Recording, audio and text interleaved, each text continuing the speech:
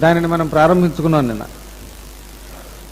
అనుష్ఠానం రెండు రకాలు చెప్పారు, బాహ్యానుష్ఠానము, ఆంతరిక అనుష్ఠానము అని.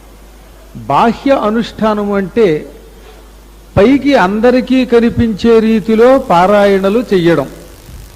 మీ అందరూ కూడా ఎక్కువ మంది చేస్తూనే ఉంటాం, మీరే కదా అందరూ లలితా సహస్రనామం, విష్ణు సహస్రనామం ఇలాంటి వాటిని బాహ్య అనుష్ఠానం అనే పేరుతో పైకి సామూహికంగా బిగ్గరగా నామాలను ఉచ్చరించడం. మళ్ళీ ఈ బాహ్య అనుష్ఠానంలో కూడా సహస్రనామాదులు ఉచ్చరించడం కొన్ని, వీటిల్లో మంత్రోచ్చారణలు కొన్ని.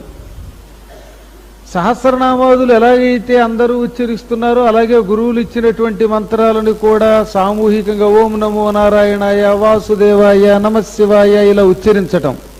ఇదంతా పైకి కనపడే ఉపాసన. పైకి కనబడే ఉపాసన చాలా తక్కువ ఫలితం ఇస్తుంది. ఫలితం ఏదైనా ఇస్తుంది, కాకపోతే చాలా తక్కువ ఫలితం ఇస్తుంది. కారణం ఏమిటంటే దీన్ని ఆడంబరము అంటోంది శాస్త్రం. నిరాడంబర పూజని మానసిక పూజ లేక ఆంతరిక పూజ అంటాం. ఆంతరిక ఉపాసనలో అసలు పెదవులు కూడా కదపకుండా లోపలే అనుష్ఠానం చేయడం. ఈ అనుష్ఠానం కేవలం గురు కటాక్షం ఉంటే తప్ప ఇంక ఏ రకంగానూ రాదన్నమాట. అందుకే శ్రీ మహావిష్ణువు పూర్వం హయగ్రీవుడనే పేరుతోటి, తర్వాత కపిలుడు అనే పేరుతోటి రెండు నామాలు ధరించి భూలోకంలో సద్గురు అయ్యాడు. ఆయన దగ్గరికి నారదుడు, తుంబురుడు, కొంతమంది దేవ ఋషులు, కొంతమంది అప్సరసలు, అప్సరసల్లో ఊర్వశి కూడా ఉన్నది, వీళ్ళంతా మానసిక పూజలు చేయడానికి ప్రయత్నం చేశారు. మానసిక పూజల్లో గురువుగారు ఇదిగో మీరు ఇలాగ పెదవులు విప్పుతూ చెయ్యండి అంటే పెదవి విప్పి, లేక పెదవి కదపకుండా చెయ్యండి అంటే పెదవి కదపకుండా, ఈ రెండు అనుష్ఠానాలు కూడా వాళ్ళు చేశారట.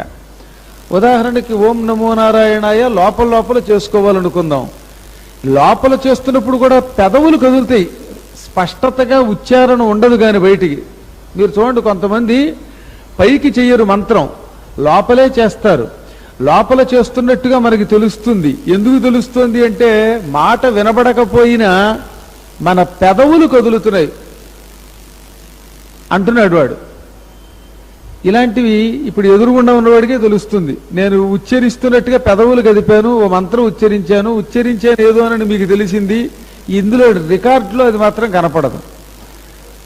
కానీ పెదవి కదపడం మాత్రం తెలుస్తోంది.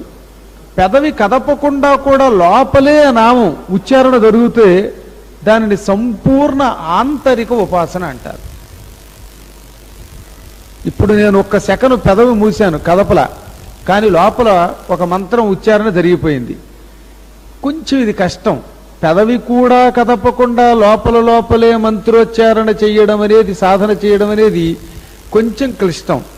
ఈ క్లిష్టతని సాక్షాత్తు వాసుదేవుడు ప్రసాదించాడు కనుక వాడు సాధించగలిగారు. వాసుదేవుడు కూడా ఎలా ఇచ్చాడు? రెండు రకాలు. ఊర్వశి నాలికని బయట పెట్టమని ఆ నాలుక మీద తన నాలుకతో ఆ మంత్ర ఉచ్చారణ